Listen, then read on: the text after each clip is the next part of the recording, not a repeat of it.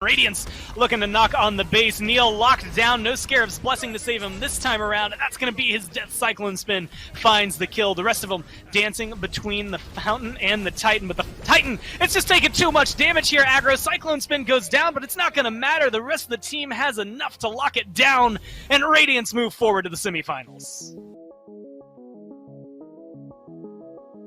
So game one went really well. Like after game one, I thought that we were gonna have a really good performance against them. And I think that our draft is a lot better in the later games. We had a lot of pressure. It was kind of weird because after game one we won it, we just kind of played really solid smite. We ran through them. This is not a good spot for Radiance, and I think PK should be doing exactly this. Group up and force them to fight you.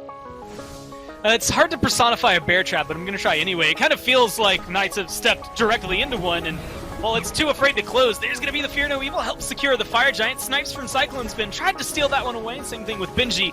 They were a little bit too late, so they get the FG, and now they're looking for what they can pick up just after. Benji's shield keeps him alive for now. Aurora, though, going into the backline, trying to chase out the Knights, and they've got a very separated fight. PK just look calm, cool, and collected, don't they? These are the defending champs, and they look like they came to play.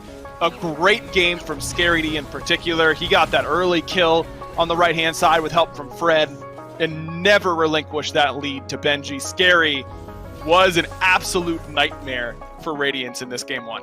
And then game two, the draft changed up a lot. I think that their picks were really good into some of our picks, actually. The Khepri was really annoying. The Dodgy had a really good matchup to what we had, and we didn't have as much pressure in our lanes. And even right now, you can kind of see it's difficult to get anything done, it feels like, for the Knights right now. Adapting once again, maybe going a little too deep in the jungle this time. He's going to start something off. Aurora looking for a good pluck. But it's going to be a stun in retaliation from Neil to slow things down again. Palau comes out. Paul going to get pulled in and killed off by Adapting. So first kill for Radiance picked up here. Now they're looking for number 2, maybe number 3, as Adapting continues to go in onto Cuvo. It was a little bit different than game one when we had the front foot and we were the one making plays. But when they have the Khepri and the Dodgy and they're able to run around together as a tandem and kind of like blink onto us and deal a bunch of damage to us. It's hard to return any damage to the Dodgy when she goes up into her Palau and she's immune. And then when she lands, she can have a Khepri ult. So it was a really tough combination to play against. Well, they're going to go ahead and get aggressive. They don't have to worry about Cuvo for another 15 seconds. Neil looking to get burned down alongside Scary D, but Neil just gets erased off the board. Scary D going to follow shortly thereafter along with the Phoenix. And now Paul left to try and do the impossible. A 1v5 here to turn it around for the Merlin. There's some low health bars. The Titan is starting to get back. The minions are pouring in. The damage is still there. And it looks like Radiance going to be able to pull this one through, especially with tough mid-match to make adjustments like that. Like game one, we just kind of do our game plan. We win, and then game two we're like, oh, that's kind of weird. Like, what changed from game one to game two? And then I think we also were just a bit impatient too. I think they had a really strong team combination in the mid game. I think we kind of played into that a little bit by just not chilling enough. I think we could have just chilled, and we didn't have like a good 3v3 into them. We could have just chilled and waited and played a little bit later game and just fought then. But they did a really good job of making plays and punishing us, and it put us really far behind. Kind of the same thing for game 3 as well. I think their draft was really powerful into ours. Kind of the same thing. I think that we made a few mid-game plays that I don't want to say they're necessarily super uncharacteristic, but I think they played in such a way where they kind of baited us into making these like overextended plays, and I think we were a bit undisciplined this weekend, like chasing, for example, Aurora once in mid. We chased him all the way down lane after we got a shell, and then we got 4 for Ode or something like that. And so far, Aurora's 2-0 on the 2 kills that have happened for Radiance on the assist column. Well, potentially caught out here. Even a rotation from Scary D just to get rid of this man. Cuvo's going to be able to pick up the kill, but it's the stuns in retaliation that come down from Big Man Tings. The stuns are going to be dropped from Cyclone Spin. He's going to find himself a double kill. Scary D, this rotation isn't looking too good anymore. A triple kill for the Hunter as he comes into this lane to save the day. Trade your support for that anytime.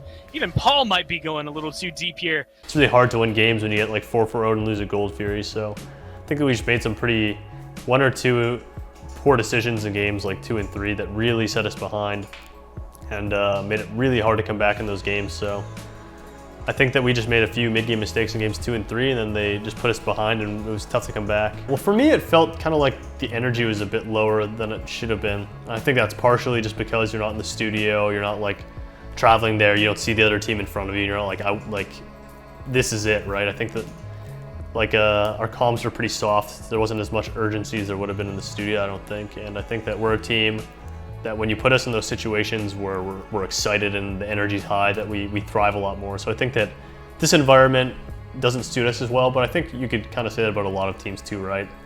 Like, I'm not sure how it would have impacted them being on LAN, but I know for us, definitely didn't feel good to have to play from home. But I mean, at the end of the day, what can you do, right? The circumstances are pretty much out of everyone's control. It just kind of is what it is. And like I said, it's not like we get such a huge advantage being at the studio where we're just gonna blow Radiance into the water, right? Like, I'm sure those guys would play better in that environment as well. So yeah, all in all, I think it would have been nice to play on LAN.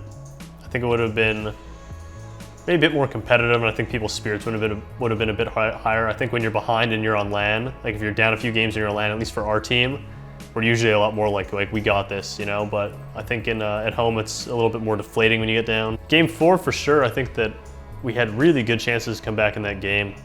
I think we were a little bit unfortunate in Game 4. I think we messed up our draft too. I think Aurora was really impactful in a lot of his picks throughout the series, and I think him and Adapting especially played really well. But I can't help but feel like our very end, like our late game Phoenix Siege kind of thing, we kind of scuffed that a little bit of miscommunication a couple times over. I think that the PK, I mean, they lose the last game by not contesting anything at all. They try and split the map, get our own gold, all this kind of stuff. And this time they go, let's try something different. Neither strategy has worked so far. Well, here I thought they were going to wait another minute, but it doesn't seem like they wanted to. Neil, once again, forced to use the Scarab's Blessing to keep himself alive here, and so far working a little bit, but the team is separated. Aurora's pretty low, but it's not going to matter. Big Man goes down, Cuvo as well, but it's going to be the 2-for-1 trade right now in favor of the Knights, thanks to Paul's damage. Zapman going to be able to turn one onto Adapting, and now Benji slowed, locked down, crushed, and everything. Paul, credit for the kill, but the team working together. A 4-for-1 swing in favor of the Knights, just making sure we can't count them out just yet. That's huge for PK, and I love the call because yes, Fire Giant was still there at the very beginning of that, I think, for Radiance. Yes, they just got near Phoenix. Yes, they're up 8k gold, but they hadn't spent any of that yet. They hadn't really spent the gold that they had just earned. Fire Giant was falling off. I love the call because if you just wait around and if you're PK and wait for them to come to you, you likely just get eviscerated on your Phoenix once again. This time, PK surprised the opposition and set themselves up, but they're a little bit short on Phoenix damage, Gore. They don't get it. Now Scary's got to walk in and chop it down a little bit, but the CC chain, not enough. He'll get it, but he's going to die. We definitely had chances to come back in that 4th game, and I think that it would have been nice to win that game, be able to go to a game 5 and see what we could have done. Radiance looking to knock on the base. Neil locked down. No Scarab's Blessing to save him this time around, and that's going to be his Death Cyclone Spin. Finds the kill. The rest of them dancing between the Fountain and the Titan, but the Titan, it's just taking too much damage here. Aggro Cyclone Spin goes down, but it's not going to matter. The rest of the team has enough to lock it down, and Radiance move forward to the semifinals. I think that Radiance they definitely surprised us, and I think they're going to surprise a lot of other teams too. They showed up. They have a really good understanding of picks and bans in this meta, and they played their own style. And I think they're all just kind of peaking like at the right time, and they just have, like I said, a good understanding of the metas, really good drafts. They play the map really well, so it's tough to beat teams like that when they have their own kind of idea with what they should be drafting, and it's really good into your style of drafting. Yeah, I think that the Dodgy pick especially really caught us off guard because when we looked back at like a lot of their other picks and we were planning for them, they just had never played it before. Not a lot of people were playing Dodgy at all. This split, it was a seldom seen pick, and when people pull out picks like that, you kind of not necessarily forget how to play to them, but forget like how strong they can be and like what their strengths and weaknesses are. So I think we were caught a little bit off guard this weekend, and I think it'll just be a good learning experience going forward, right? Like it sucks to lose this phase 1 playoffs.